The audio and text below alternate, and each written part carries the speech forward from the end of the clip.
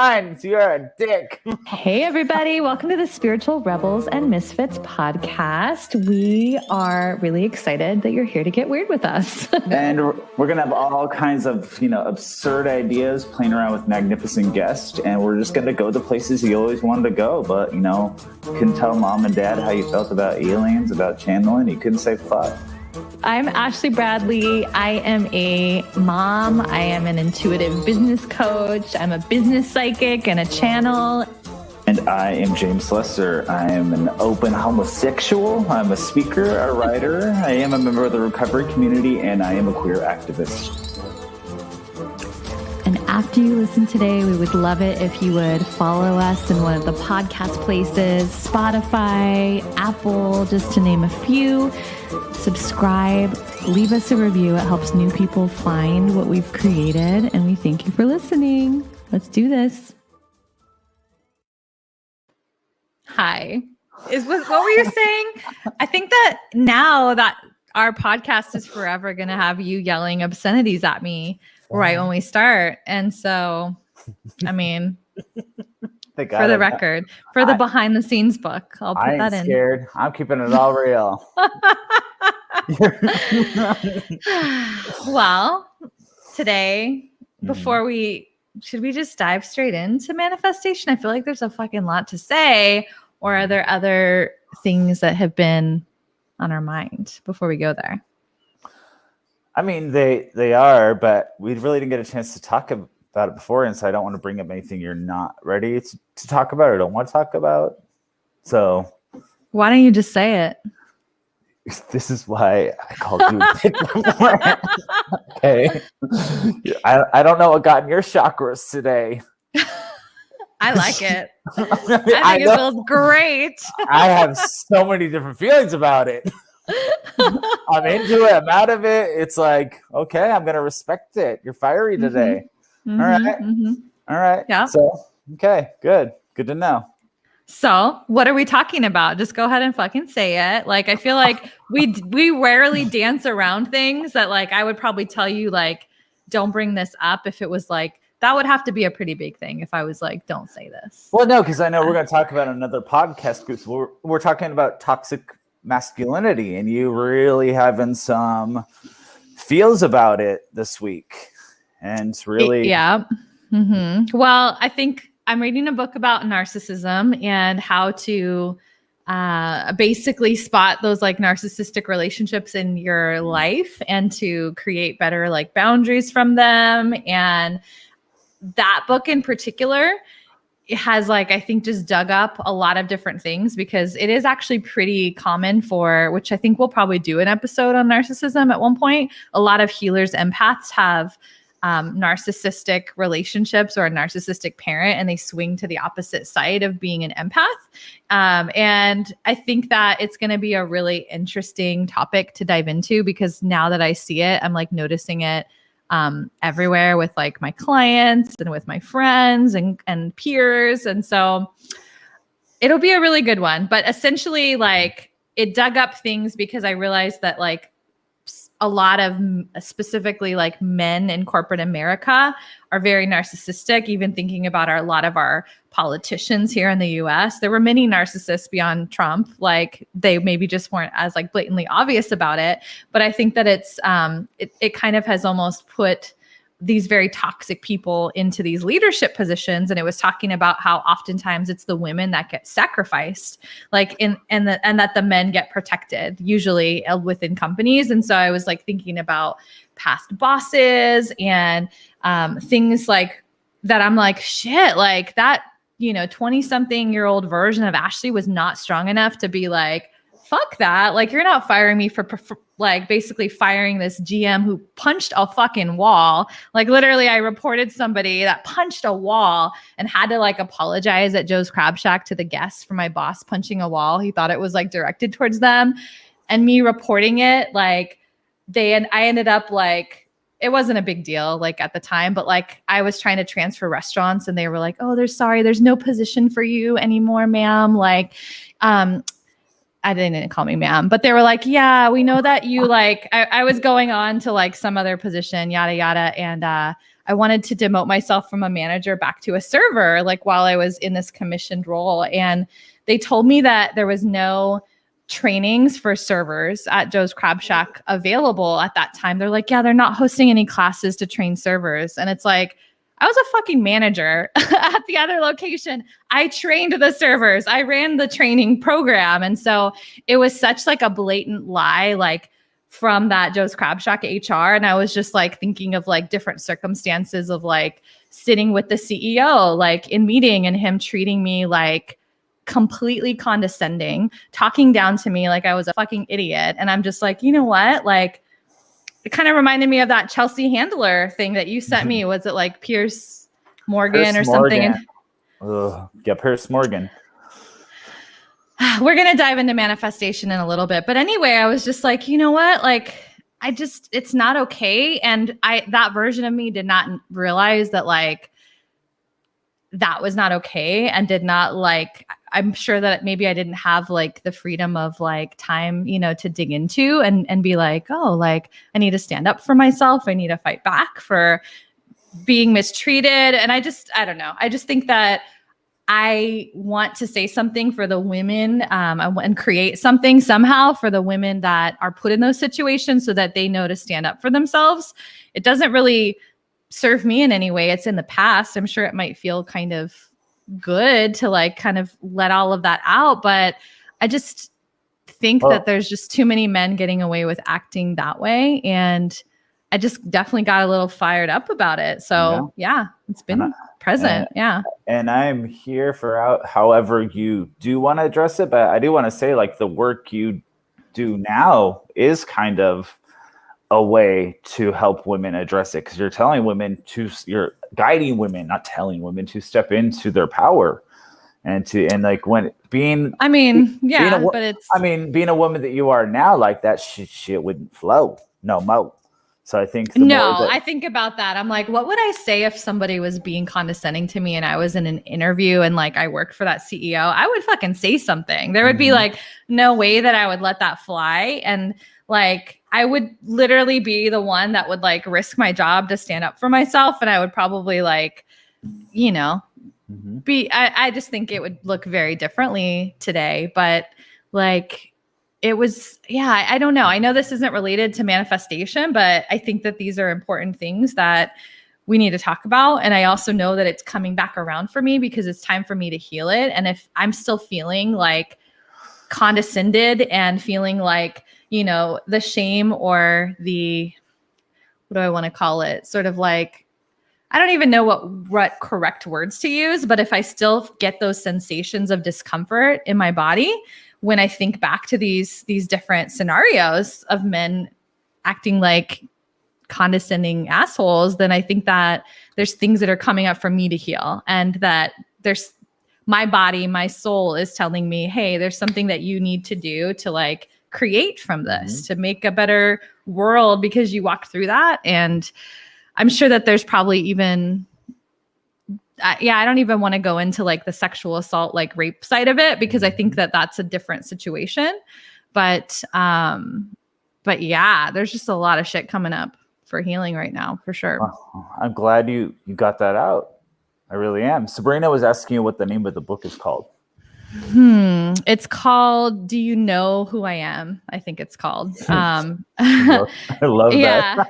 It's such a narcissistic thing. Exactly. Yeah. Oh, it says, Don't You Know Who I Am? And it's like, yeah, it's basically saying how like they were quoting all these different celebrities or these different people, and like, you know, people who are like trust fund kids, that like that's one of the phrases of like, don't you know who I am? You know, that comes out of the narcissist's mouth, and how the US in particular, and there's a largest concentration in like the Los Angeles area of narcissists. And particularly people think that their parents are just like a little overbearing or strict, or mom's just angry, or mom's just like hard to connect with. Like a lot of times people just think that their parent specifically is that way. But I do think it was a really big eye opener to realize like, and think about how much specifically in the parent relationship, it shaped the, adult version of me, of other healers.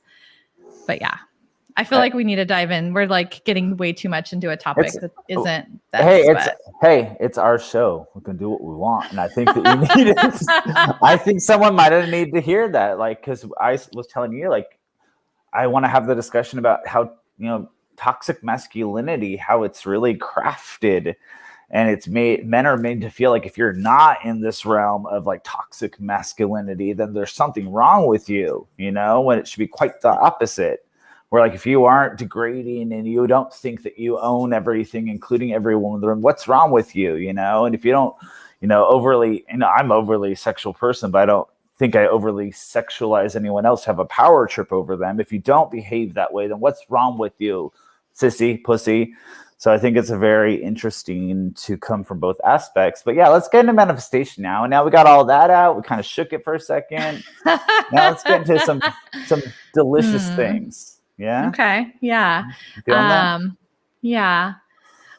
So the reason that we're coming together on this topic is that our drive back from Sedona a few months ago, we were talking about how much our view and relationship with manifestation, how much it's evolved like over the last several years from like the first time we came to like The Secret. I feel like that's the first time that the law of attraction came into my life was with the book or the movie The Secret, like probably when we worked at Joe's Crab Shack, like in our early-ish 20s, right? Yeah.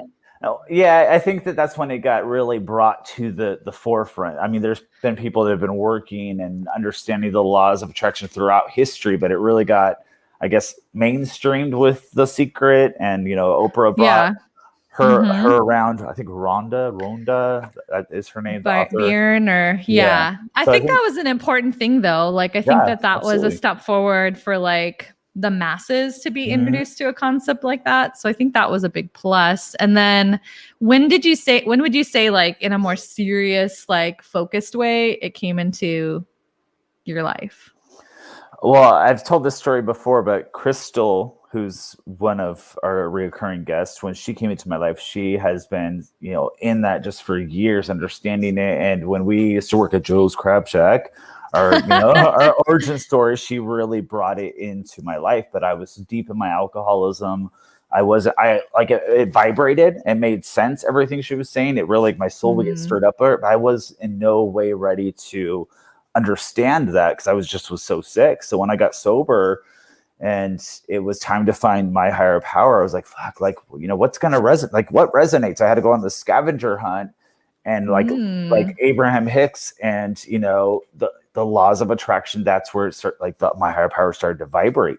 It's like, this makes sense. This really makes sense. These biblical tales, they're lovely, but that doesn't vibrate. But when I was reading about, source energy, and I'm reading about frequencies and vibrations like that, like I started to get stirred up about it. So for me, going on 4 years ago, that's when I really dove into it. But it has been this last probably 6 months where it's been all coming together, like really just coming together, a new understanding.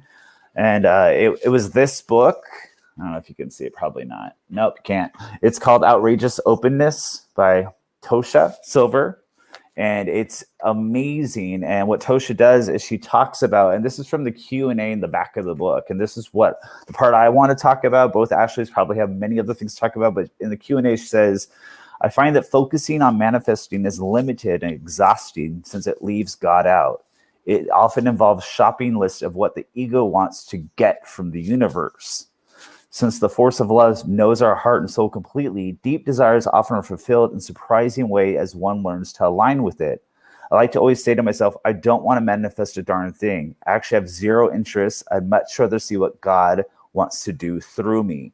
And that really vibrated. In a I mean, she means God in a very, I think, kind of religious way. I won't speak for her, but that vibrated for me. How can I best serve my time here on earth?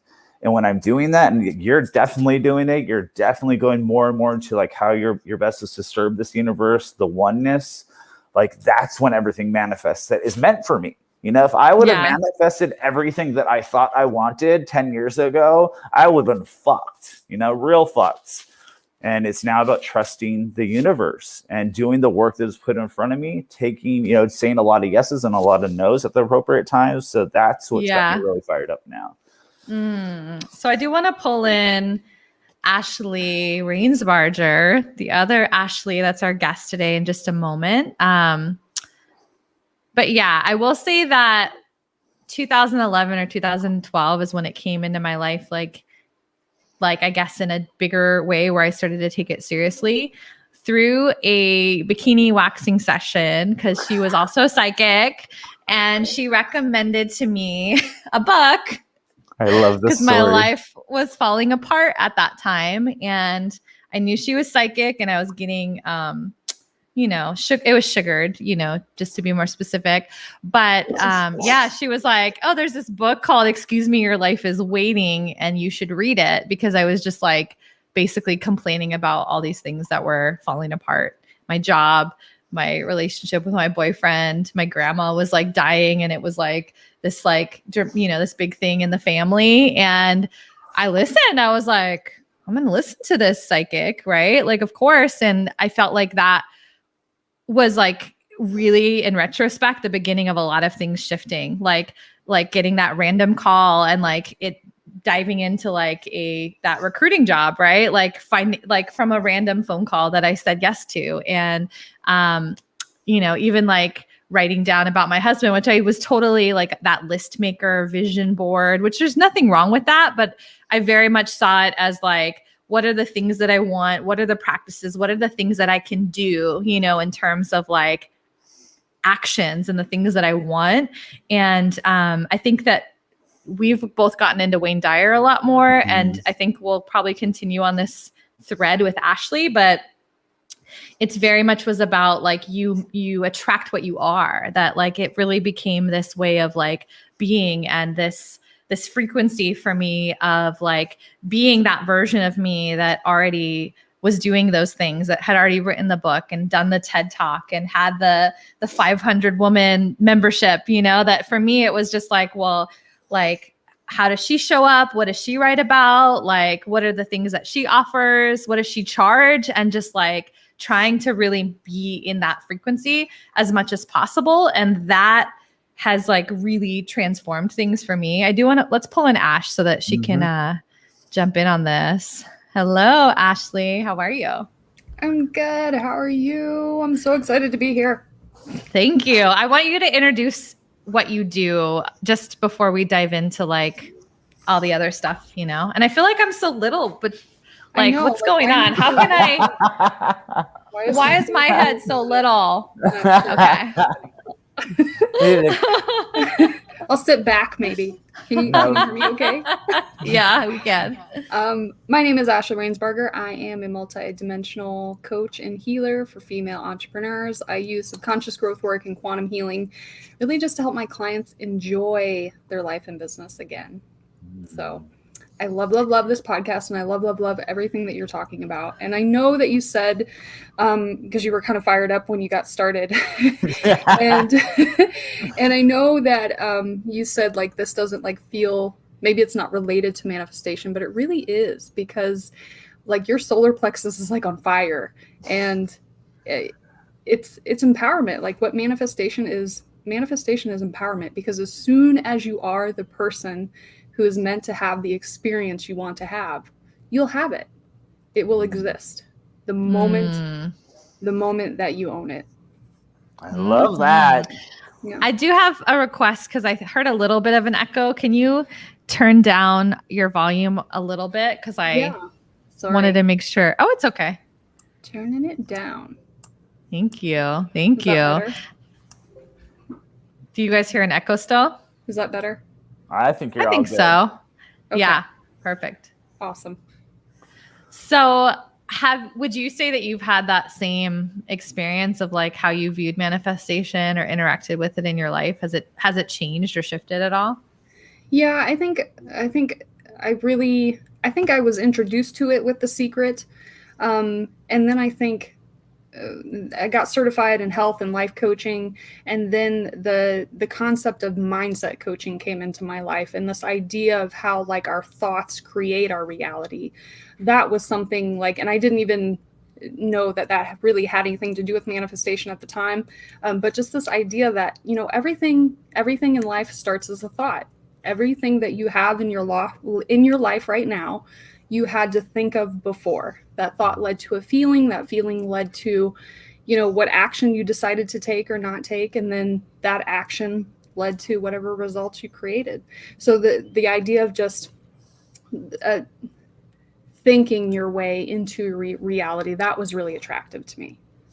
And I think also, like, we would agree, the feeling your way into it as well. Yeah, so that's something that like took me a while to understand.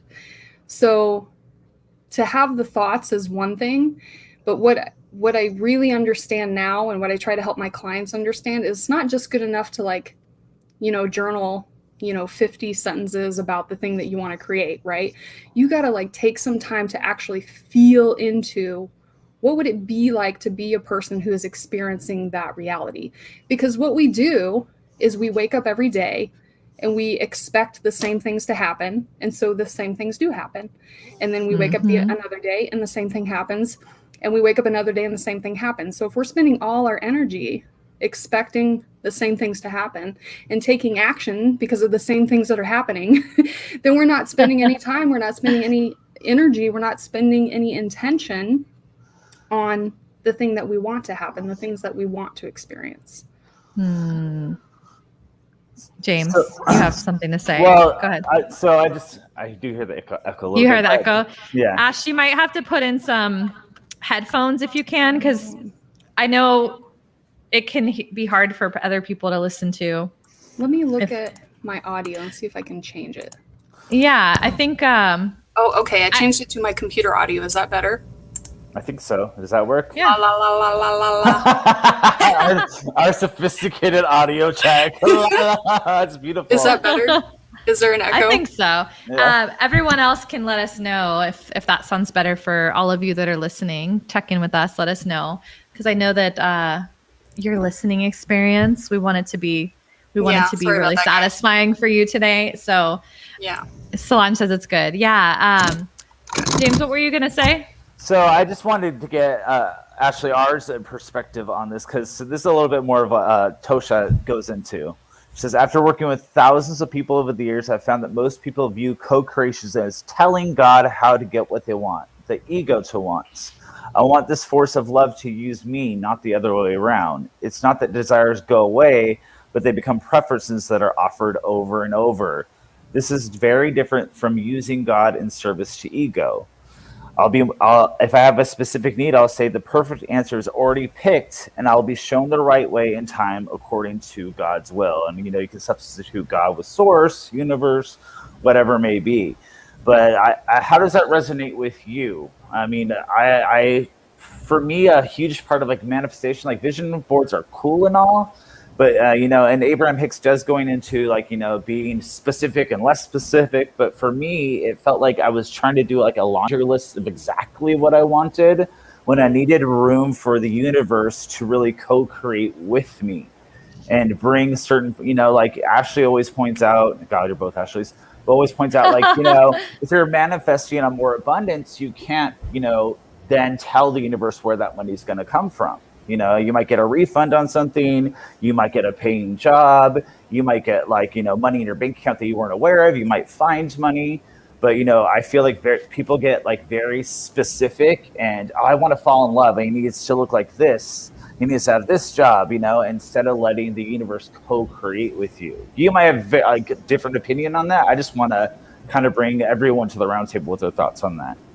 No, absolutely. I think that that's exactly where we get into trouble when it comes to manifestation, because we're like willing God to make something happen for us. Like we're like, here's what I want. Here, go create it. Like make it happen for me. And that's just not the way that it works. It really is a co-creation. Like true manifestation is a mixture of action on your part. Like, what are you going to do to make it happen? It's a mixture of surrender. So like letting go and knowing that when you're ready for the thing that it will occur, and trust. So not only do you have to like trust yourself to create the thing, to take the action that you said you were going to take, but also trust that you're not doing this alone. We can't possibly be doing this alone. And so it really comes down to having like that connection and that partnership with your higher power, and knowing that, because when it comes to manifestation, we get so caught up in the outcome. We get so focused on, I want the outcome, I want the outcome, I want the outcome. And it was kind of something you said earlier, James.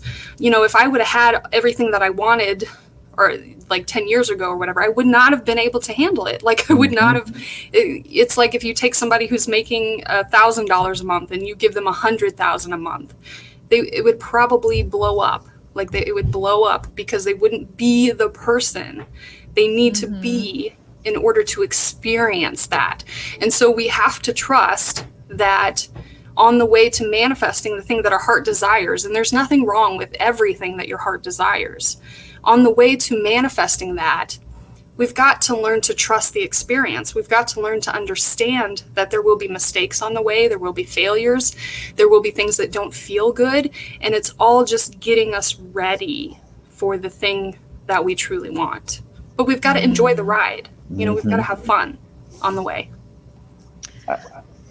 I think about how like they talk about lotto winners end up losing like all of the winnings kind of relatively quickly because it didn't come into their life in this sustainable way. And I think that oftentimes we see a lot of lack of patience like with people, and they think like, oh, manifesting doesn't work if it's not like fucking delivered to them on a silver platter, you know, on the exact date that they asked for it. And I do think that I love what you're saying, Ashley, that we also have to become the person, and that we're meant to learn specific lessons, and that we really need to get out of the way of thinking that we know exactly what is needed for us, because universe, God, goddess, like knows exactly what we need to experience and who we need to become and the path we need to walk, I think, to create that. And so I do think that timing thing can be interesting when people try to say it doesn't work because it didn't like, you know, happen on that exact date. Yeah. And then what happens is like we give up, right? We think like, oh, I tried for a week and nothing happened. Like right? I journaled or even if you do it for a month, or even if you do it for a year. And so then we let our subconscious patterns like get in the way of deciding, well, that must mean it's not for me, or that must mean I'm not good enough for that thing, or that must mean God doesn't want me to have it, or whatever. And if it's something you still truly desire, then, I mean, for me, that's the guiding force. If I want it, if I want to create it, if I want to experience it, if I want to have it, there's a reason for that. There's a divine reason for that. And so long as you still want it, so long as that's an experience you want to have, we've got to trust that we're just getting ready for it. Mm-hmm. I love that you say that. And for me, I experienced a lot of fake co-creating, where I was like, okay, I'm going to get in a positive mindset. I'm going to believe this is coming for me. I'm going to vibrate like it's already happened. And I'm going to do this for a couple days. And when it doesn't happen, I'm going to throw a fucking hissy fit and I'm going to give up. And that's complete. To me, I understand now it's complete, like fake co-creating. If you're like doing it half-heartedly and you still have doubt in your heart and your soul, that shit ain't going to work, you know? And just real quick, I keep going back to this book, but I just love it so much. So a question that is asked is, if I don't tell God what I need, how will it know? Don't I need to make specific vision boards to the universe so it doesn't get confused? And she says, God made you. Are you kidding? Now I live this way. I'm always astonished how divine brings even the small things I didn't know I ever wanted or needed into my experience and how they arrive. I do love Tosha Silver, and I will say that like her other book, It's Not Your Money, is one that I've really liked, like because I do think it's a very different experience of thinking about money, and that it's just like we all come from the same place, and it's just like the more that we think about it as like our money comes from that ego place of realizing that like money ultimately is an energy, and it doesn't really belong to anyone other than to source, God, goddess. And it's like really, it almost like brings a freedom to think about it that way, like to turn it into that energy. At least for me, it does, rather than feeling like it's this thing that I'm separate from. What are your thoughts on that, Ash?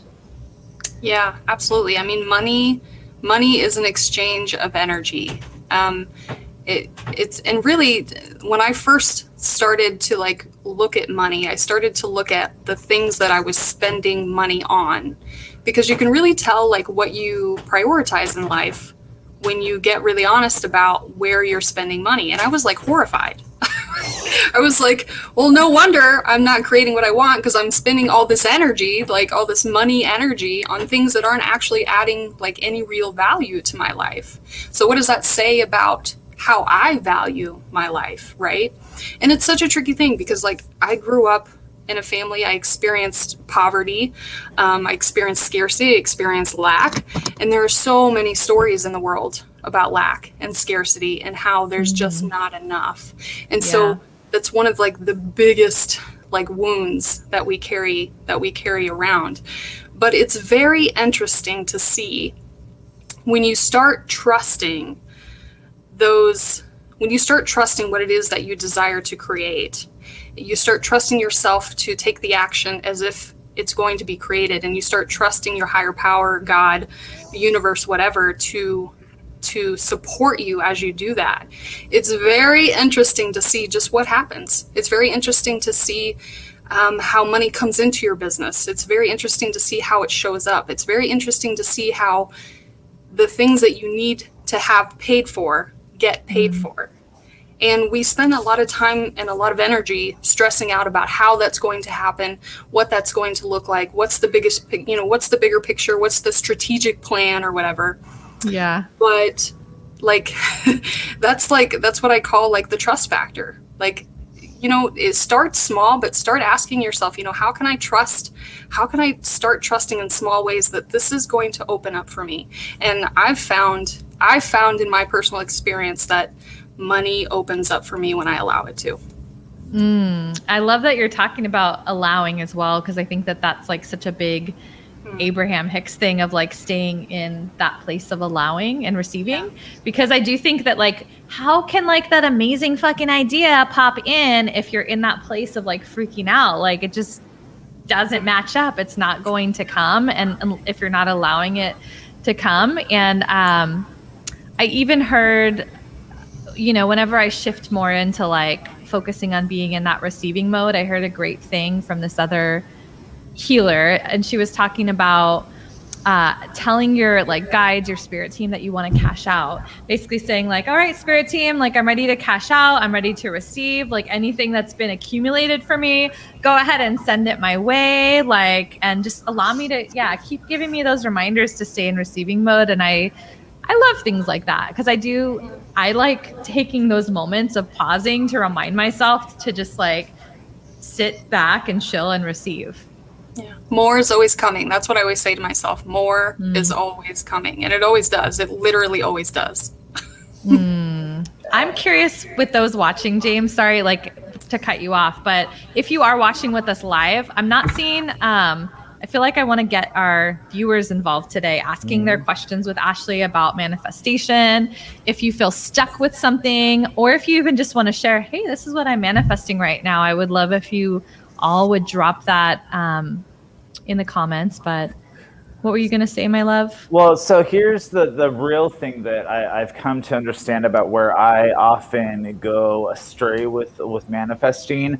It's not so much it is the trusting, the allowing all that of money, but it's also the feeling that you want to get from that money being readily available to you, being in your bank account, that feeling of freedom, that feeling of security, of serenity, of being able to help other people. It's that feeling that we're meant to tap into and hold on to, the feeling that it's already come. The same with love, that feeling of like, oh, I'm understood, I'm seen, I'm valued. When we gravitate onto that feeling and hold on to it, even though you can't see it, touch it, smell it yet, as Abraham Hicks always says, that's when it comes. It's not necessarily being like, oh, more money's going to come, more money's going to come. I know it. It's feeling secure, feeling like, oh, I can be abundant. I can donate to charities. I can lend my sister $20. You know, when we have that feeling, that trust, that's when it all comes, because it is law. And that's where I go astray. And that's what I know, but I often hold on to, do well at, and then let go of, if that makes any sense. Mm-hmm. Yeah, I think so. I think it really is like a balance, right? Just like anything else in the universe. It's really a balance of like what makes sense for me and how can I just get a little bit out of my comfort zone? How can I trust a little bit more like in this moment than I normally would have? How can I give a little bit more? Mm-hmm. That's what it is for me. Yeah, I want to talk about the giving part, because there always is that balance of like the give and receive. And I think that was like, I feel like love and money are probably the biggest things that we hear about that people are usually actively manifesting. But I want to say it was like from reading that Jen Sincero, I forget what her money book is called, but people probably know what I'm talking about. Money. Yeah. And talking about like really having those feel good feelings when it's leaving, and like when you're paying your bills, or like just being in that place of gratitude when you're like buying something at a store. And so I've just been like also shifting in, I think that's that view of like being in reverence for like the entire experience and knowing that it's meant to like move and flow. And so I love that you're talking about that giving aspect as well. Yeah. I think it's so important. It reminds me of just the thing that comes to mind is like, like Facebook, for example, like business owners, being a business owner working on Facebook, you can't just, put out content and just expect everybody to give you love and give you comments and give you likes. You want to go out there and do the same in Facebook. You want to go out there and you want to give love and you want to give comments. You want to give likes. The thing that you want to receive in the world, you want to give more of.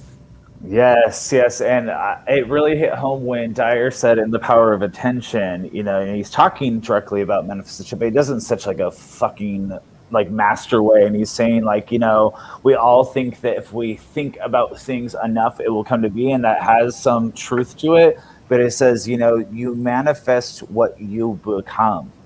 So if you're of love, if you're of service, if you're of abundance, if you're of security, then you will manifest those things in your life. And I've thought about it backwards too, where I have attracted love into my life and then I deconstruct it because I stopped being of love, and I think that's, you're using the example of people winning the lottery and then losing it all. It's because we go the opposite way with it then.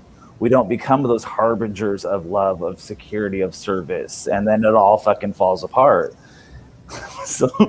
Solange, yeah, I was just pulling up some of the manifestation goals. Susan is sending you those cough the baby out vibes as well. And so Solange did have a question, like she's asking it, like, do you particularly like manifest like with certain moon cycles, like, or is that a part of any of your practices? For me, that's like starting to be a thing. It hasn't always been before, but there are times when there's just the energy is better than other times. There's times when like it just makes sense, like more of the energy is behind it. So I always say, like, don't wait for a full moon, or like don't wait for these things to happen for you to work to create it. But also, like, those times are really good. Like, use that energy for your benefit. Use that energy for what you want to create. Well, go ahead, Ashley. Oh, I just love this as well, that Sonia was saying that she's like, I saw a video of a woman in an incredible home with the most amazing tub, and I thought how amazing it would be to have one. Today I'm house sitting in the most amazing home with a full immersion tub, and I'm so happy right now. And so I think it's like, I think that's the perfect example of like leaving that spaciousness to like see how it shows up in ways that we never even expected it. And so thank you, Sonia, for sharing that. That was perfect. I love that. I always notice things like in my environment that show up, whether it's like repeating numbers or it's something that just looks really familiar or just something that grabs my attention. And for me, like that's always like confirmation, like I'm going in the right direction. I'm doing I'm doing what I'm supposed to be doing. I'm moving the way I'm supposed to be moving. So that's really cool. I just wanted to say something real quick on like the whole moon and the cycles and like the doing the ceremonies. What I've really learned from growing up in this culture of understanding is you can't be a fucking dick. And then, the full moon or new moon rolls around. You're like, oh, I'm going to plug into universe now.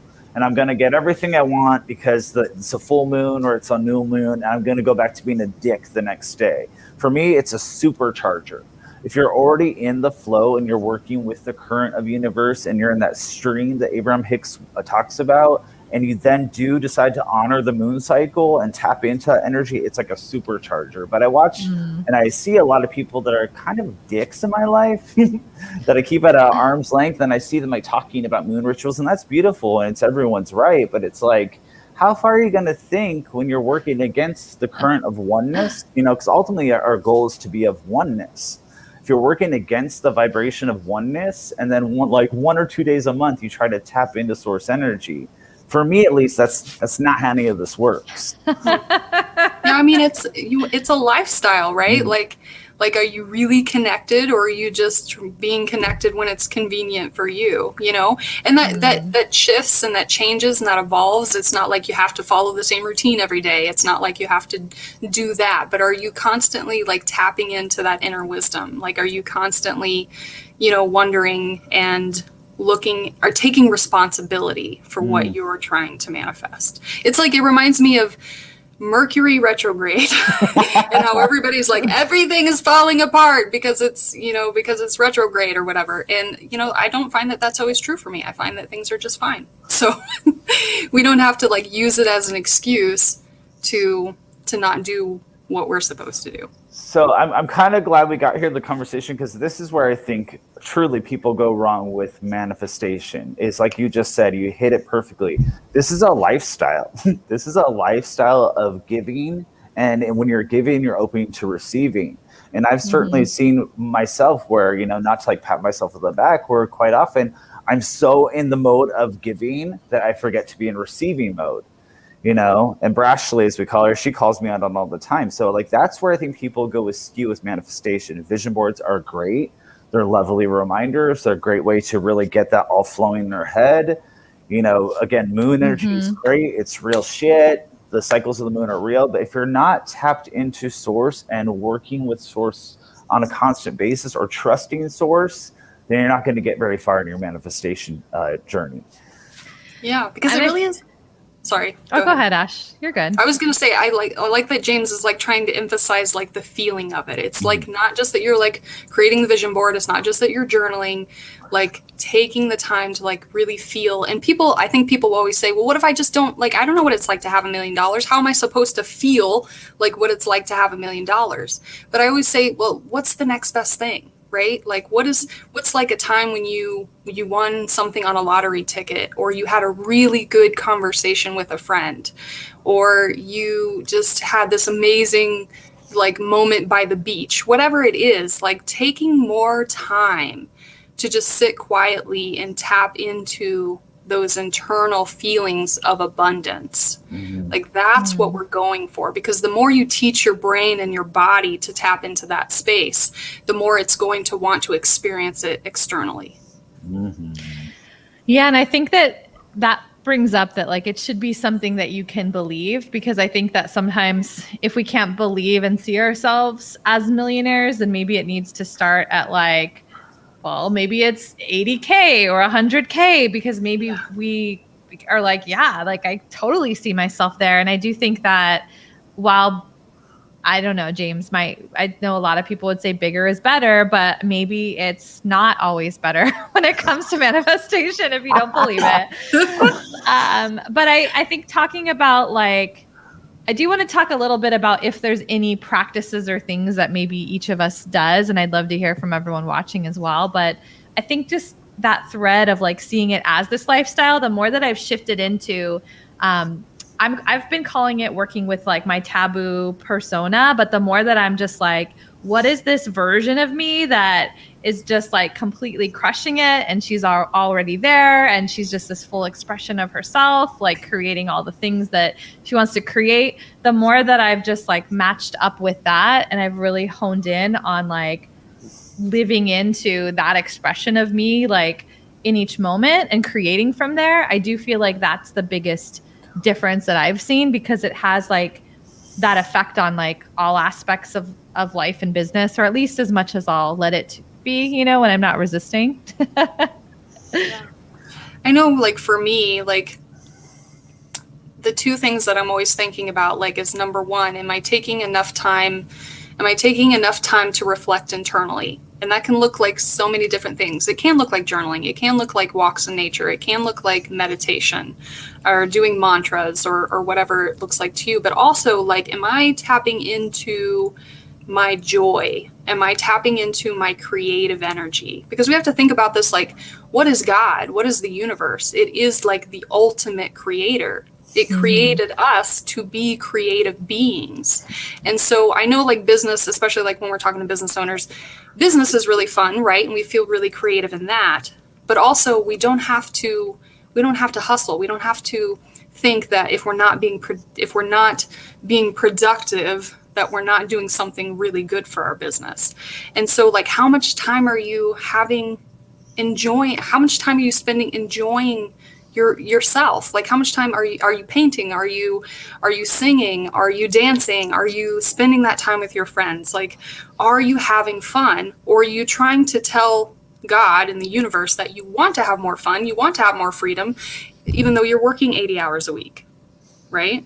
Like, why would you be able to manifest more freedom if you're not allowing yourself to have more freedom? It's you're not letting God or the universe know that you're ready for that you want to experience it. I love that. I personally, this is the last couple of months, I think I've talked to you, Brashley, about the book, The Year of Yes. And it's about, like, I help a lot of people. I'm so blessed to do it, but I'm not making myself available for the universe to do magnificent things in my life. So that means, like, you know, even going to the gym more. That means, you know, even like going to your healing circle the other day, even going to like Sage Holistic, going to their meditation circle, all these things that I think are great and grand, and I hear other people doing, but I don't make myself available to, because I'm so saturated in other people's lives. And then I'm exhausted from it, like you're saying, you know. So for me, the new practice is getting that feeling, you know, the example of, like, well, I don't know what $1 million feels like. Well, why do you want it then? You know, if you're trying to manifest $1 million, what sensations are you feeling behind it? So for me, I'm starting to feel more love for self, you know, and if I love self, love has to come. It is law. You know, and we had a book study last night with Untethered Soul, and I was talking about how the universe, it only hears the bell you're ringing. It doesn't know it from good or bad. If you're ringing a bell of discontent, the universe goes, James loves discontent, send more. I want to appease James, you know. If you're ringing the bell of fear, the universe goes, that person keeps ringing the bell of fear. I want to appease them. Here's more. But if you're ringing a bell of love and success and new opportunities, it is law. The universe has to ring that bell back. So that's where I'm making sure that I'm actually doing it and not preaching it these days. Yes. The universe is just here to match our vibration. That's all it's doing. It's not about, it's giving you what you want, the vibration that you have. It's the vibration that you get, period. Good or bad. Totally. Yes. And then I think as well, like I have really found that I wasn't always using this in my personal life, that it was more like in my business and like related to money. And then I started to like bring in like certain things of like my son not running away from me at the park, or like my, you know, baby will like be waking up because she's still breastfeeding in the middle of the night. And there's times where, like, you know, sometimes she'll go back to sleep. So instead of like going to that place of like, no, like I'm exhausted, like I need you to go back to sleep, I've just been like, my bed is so comfortable. I'm so relaxed right now. I actually legitimately ask my grandma that's in spirit. I'm just like, Grandma Kathy, like, can you bring some healing Reiki vibrations to Sage right now and just like help calm her? And I'm just going to keep enjoying this bed. And because I love sleeping, and I feel like a lot of times it works. Not even joking. Yes, I love that. I love that so much, because what do we do too is like we get so focused on like, well, what do I want to experience like in a year? Like, what's the big picture? But what if you narrowed it down to like, what do I want to experience this month? Like, what do I want to experience this week? What do I want to experience today? Like, what do I want in this moment? And you'll actually find like a lot of the things that you just want to feel, that you just want to create, like you can literally like create it right now if you would just get up and go do it, or if you would just allow yourself to feel it. A lot of the things, like we think that we want all these things, but what we really want is the feeling that the experience will bring. And we can tap into a lot of those feelings now. Absolutely. Can we just talk real quick about how, and I've been guilty of it, and I think just leading up to this next year of my life, this current experience, the accidental focus on lack, and how people think if they like, let's use love for an example, because it's the easiest one for everyone to understand. If we really focus on like, I need to find a boyfriend, I'm gonna find a boyfriend this year, universe, bring me a boyfriend, universe, I need a lover, universe, I need to get laid, right?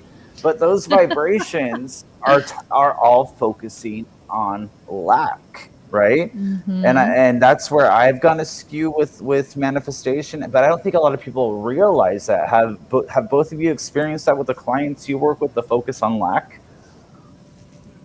Yeah, I would say definitely, because it's so easy again just to like fall into the same pattern of I want this thing so badly. So what do is we spend a lot of time in the feeling of wanting the thing.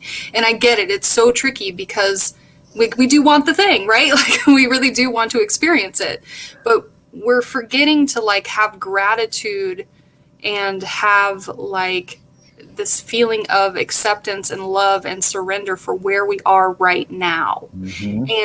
And to honor and give gratitude for every experience that we've had up until this point.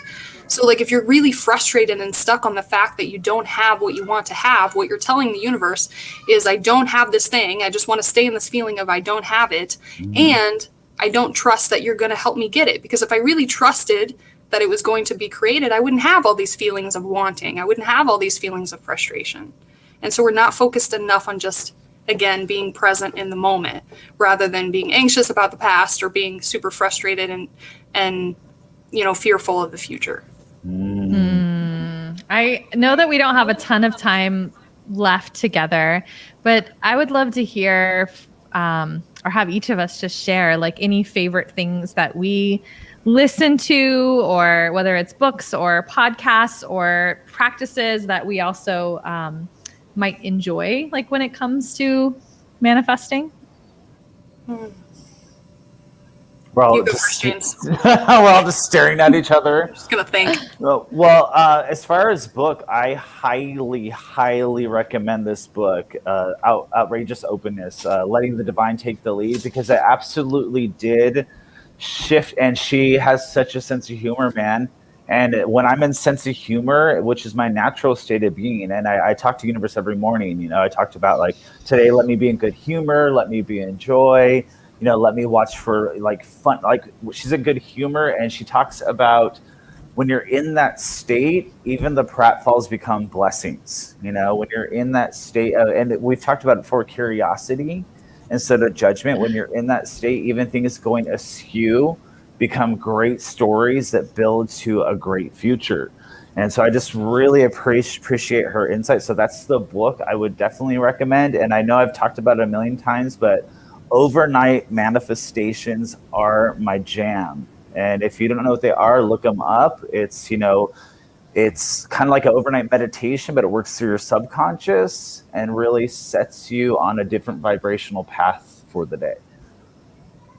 I love that. I'll actually share something that I've been practicing recently, because something about me is I have a pattern of coddling myself. And so I'm really good at giving in to my feelings of just not taking action, because I just don't feel like it. And if you do that too much, that creates a problem. And so something that I've been doing recently is kind of like a two-step process. Number one, do it anyway. Like, do it anyway. A lot of times, like when we decide like we're gonna like manifest something, we want to create something, and we have like these, you know, you want to create action steps that feel really good to you, that feel like in alignment with what you're capable of currently. A lot of times what will happen is like the logical brain will get in the way. It'll tell you that you can't do it, or you can't do it fast enough, or you can't do it the right way, or it's not clear enough. It makes me think of like every time I create a new offer, right? Like there's all these voices that tell you why you shouldn't do it, and blah, blah, blah, blah. And so what I've been practicing lately is not allowing that voice to stop me. Like, even though it's uncomfortable, even though it's painful, even though I don't want to, because I know that it's a pattern to stop, I have told myself, nope, I'm just going to tell it to be quiet. I'm going to do it anyway. I'm going to tell it to be quiet. I'm going to do it anyway. I'm going to tell it to be quiet. I'm going to do it anyway. So like, for example, if you have like a health goal and you want to get on the treadmill, even just 10 minutes a day, do it anyway. Do it anyway. Keep the commitment that you set for yourself. And then also, like, how much voice do we give to like that inner critic, that critic that says we're not enough, right? Make a conscious effort to listen to, and this is really cheesy, but listen to your inner cheerleader. Like, listen to that one that gives you love, that gives you forgiveness, that gives you grace, that tells you that you're freaking awesome. Keep going and ask the inner cheerleader. Whenever that inner critic speaks up and tells you that you can't, ask the inner cheerleader what she has to say. I like her. Yeah. The inner roommate's a dick, but the inner cheerleader, she's cool as fuck. Brash. Well, I have gotten into scripting recently. There was a book by, I think her name is Peta Kelly, called Earth is Hiring, that if anyone has Audible, I'm pretty sure it's in like the Audible, like free kind of library. But the scripting was like basically writing these different paragraphs that you're like already in the place of, you know, feeling and experiencing whatever it is that you created. So it's not focused on the specifics like we were talking about, but it's general enough that you're just like, I just feel amazing. And like, I'm here at the book signing and like, I just feel so overjoyed. Like, they did such an amazing job and all the colors are just like so me. Like, I just like feel like such gratitude that I've had these people show up and like, yada, yada, right? You just do a paragraph for each of the things. And I love how she would always end it with, how can it get any better than this? And so the point is to like update them, you know, constantly, and to like read them at least once a day, whether you do it to yourself or out loud. So I really love writing. And I do love like when I go back and read something that I wrote when I was really in that frequency, it like drops me back into that specific vibration. So that's been something. I would say Talia Joy's podcast, Awakening Her, like I always feel like I need to hear the same kind of shit over and over again. Like, even though my logical brain knows, I just keep having to have it like, you know, I want to be reminded of it. So I keep living into it. So I love that. And I'd say I've been really into a lot of Carolyn Elliott stuff, and her Deepest Fear inventory I feel is really good. To see where you're blocking things because of that Carl Jung quote, like, until you make the unconscious conscious, it runs your life, and you call it fate. That if there's something that I say that I'm wanting, but I know that there's some kind of block there, or that I feel there's a little bit of that self-sabotage, then I basically go through and I write why I refuse to have it on a piece of paper so that I could tear it up after. And I put the 20 reasons of, because I have a deep fear or because I refuse to feel, and I make it all personal about the things why I'm saying no, or maybe pushing something away. And a lot comes up, man, that like, I didn't even realize was there, because I'm just in stream of consciousness. And that allows me to see it and to be in choice around it. And then I tear it up, telling my unconscious, like, fucking delete this. We're done with these patterns. And now I see it, and I know what to watch for. So those are my faves lately. Yes. I will say too, like anything by Joe Dispenza, because I'm really about the science of spirituality, like the science of it too, and quantum physics. So the becoming supernatural and breaking the habit of being yourself, both really good too. Mm-hmm. So Ash, where can people come play with you? I also have a podcast. It's called the Mindful Business Coach Podcast. And I have a Mindful Business Coach Facebook group. So you can just come hang out with me there. I think we're going to be dropping your links right now if you guys are not yet following Ashley for you to catch up with her. But thank you for coming back and being our guest again and just bringing such wisdom and this amazing perspective to this topic. We really appreciate you. Thank you. I appreciate you guys so much. You're so fun. You're amazing. I will come here all the time if you let me. So I have a request, though. I have a request. Next time you Yeah. come back, we go back to aliens, girl, all right? Because Yes. you were getting me all hot and heavy. Not aliens, otherworldly beings. Like you were getting me all hot and heavy, and I'm not done having that conversation with you. So can we all agree to that? Go back to the Aliens table and with shrooms. that. Sounds like an amazing I'm here for it. podcast. Thank you so much, my love. Bye, Ash. Thank you guys.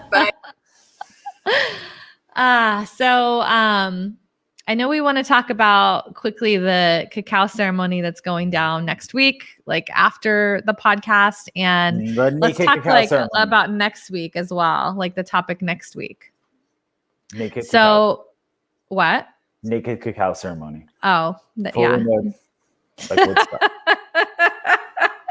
So next week, we're actually going to dive into the transgender journey, and we have two amazing guests that are joining us.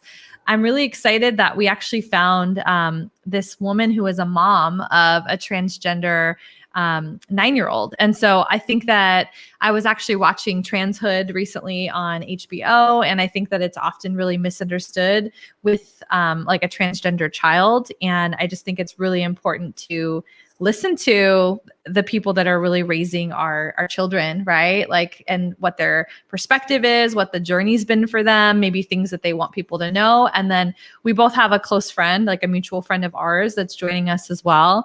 That's a trans man. And he's going to bring the different perspective of being the adult and transitioning as an adult. And I also love that he always brings like the spiritual perspective things as well. So I'm really excited to have this conversation because I think I've realized in recent conversations, I think we'll save that for next week of things brought up by other family members that it actually is something that I get deeply protective over, like with like trans youth or trans adults. So I think this is an important one. Well, yeah, I think the thing is, I think people get so wrapped up in, protecting or acting like they have all the answers or they understand everything. To be quite frank, like, a few years ago, myself understanding the trans journey, I didn't understand it at all. Even as a member of the LGBTQ whatever plus community, I didn't understand it.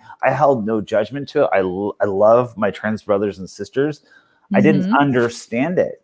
And it's okay to admit that. And it's from getting to know people in the community and understanding the journey that you get to really understand. Again, we're all one.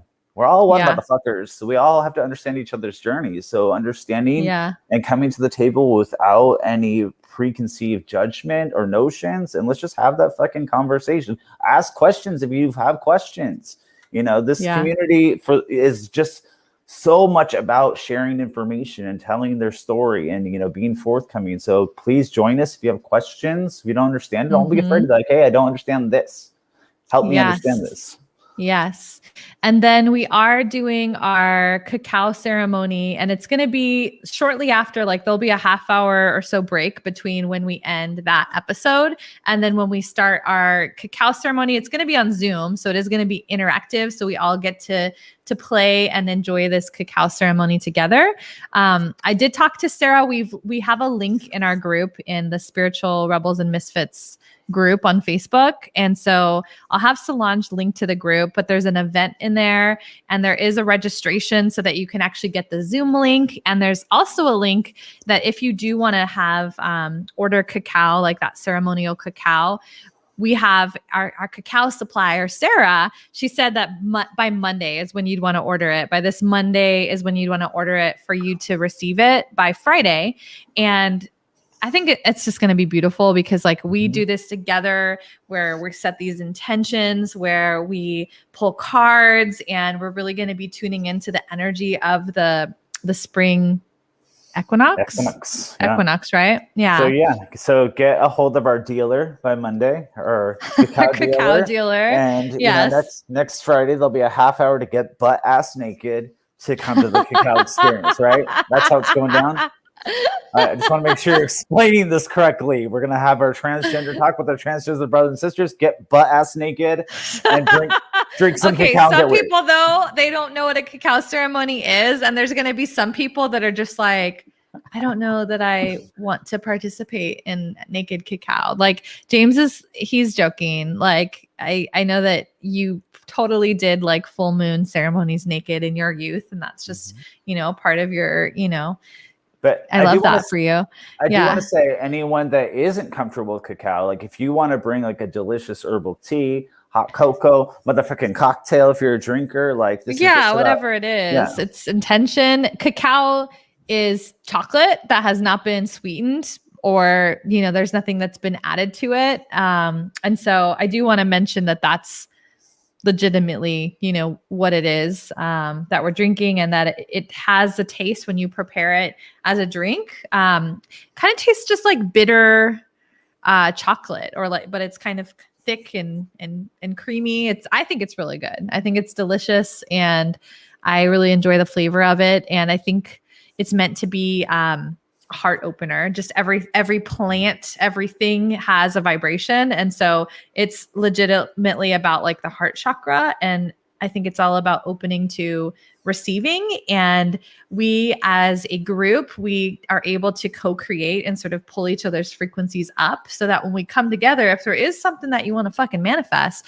come to the cacao ceremony and open your heart to receiving, and get in that place of like calibration when we're setting the tone of all these vibes. Get in the place of, calibrating from, I don't know. I've lost my train of thought. I'm getting tired tonight. But we're going to give a lot of gratitude. So it's, my experience with cacao, it's really getting into gratitude. And that's the quickest way I know to manifest, is when I'm fucking grateful for what is before me and what is coming.